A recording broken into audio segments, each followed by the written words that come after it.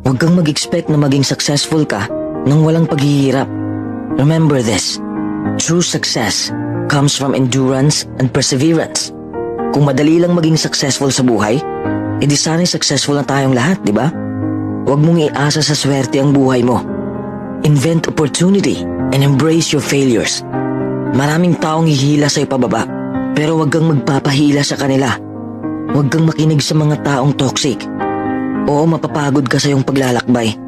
Dadaanan mo ang mahihirap na sitwasyon. Darating ka sa punto na mawawalan ka na ng ganang gawin ang passion mo at mabibigo ka. Ang punto ko lang, the next time you fail at something, congratulate yourself. It is an achievement. You're one step closer to actual success. Marami kang matutunan sa kabiguan mo. Along the way, you learn a lot about yourself and you learn a lot about what makes you happy.